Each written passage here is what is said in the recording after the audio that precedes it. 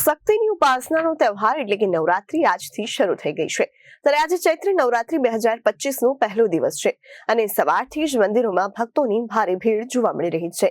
ત્યારે નવરાત્રી દરમિયાન દેવી દુર્ગાના 9 સ્વરૂપોની પૂજા કરવામાં આવે છે। સનાતન ધર્મના ચૈત્ર નવરાત્રીનું વિશેષ મહત્વ છે। આ સમયગાળા દરમિયાન ભક્તો 9 દિવસ સુધી માતા દેવીની ભક્તિમાં ડૂબેલા રહે છે। વિધિ અનુસાર પૂજા કરવાની સાથે ઉપવાસ પણ રાખવામાં આવે છે।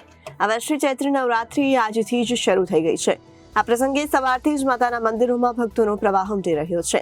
વહેલી સવારથી જ માતાના દરબારમાં દર્શન માટે ભક્તો કતારમાં ઉભા જોવા મળ્યા। આ સમય દરમિયાન આખું મંદિર માતા દેવીના નાદથી ગુંજી ઉઠ્યું। પહેલા દિવસે મા દુર્ગાના પ્રથમ સ્વરૂપ મા શૈલપુત્રીની પૂજા કરવામાં આવી।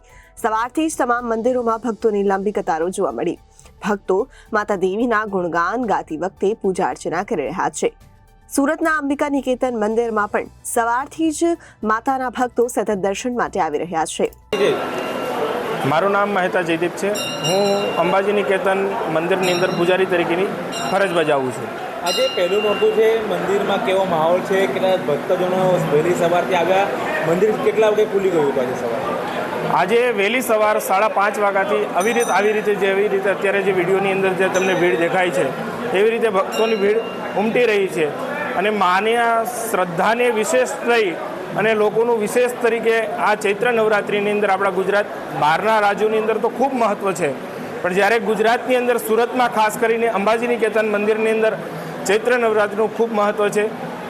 અને એ મહત્ત્વની અંદર સૌથી મોટી વસ્તુ એ છે કે માના નિત્ય અહીંયા ચંડીપાઠ થાય છે અને ચંડીપાઠના પ્રભાવના એ વાઇબ્રેશનના લોકો પોતાની આસ્થાઓ અહીંયા સંતુષ્ટ થાય છે અને જેથી કરીને લોકો આ તરફ આકર્ષાય છે। ચૈત્ર નવરાત્રિનું શું મહત્વ છે? ધાર્મિક ગ્રંથો અનુસાર જોવા જઈએ તો આ સૃષ્ટિનો આજે જન્મ થયો હતો। દૈત્યો પર વિજય મેળવીને આ સૃષ્ટિ છે આજે એક તદ્દન નવી રીતે ખીલે છે।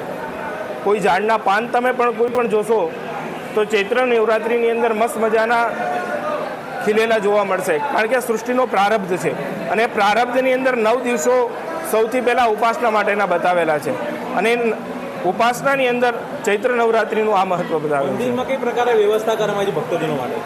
જો ભક્તજનો માટે મંદિરની અંદર રેલિંગની વ્યવસ્થા કરવામાં આવેલી છે, અલગ અલગ જગ્યાએ ઠંડા પાણીની વ્યવસ્થા કરવામાં આવેલી છે, પંખા છે, કુલર છે અને ખૂબ ઘણા બધા સેવકો મળીને જે લોકો આવી રહ્યા છે એને સેવામાં અનુરૂપ બને છે અને સરળતાથી દર્શન કરી શકે એના માટેની વ્યવસ્થા ઊભી કરાવેલી છે। Bureau report, Janadesh news, Surat.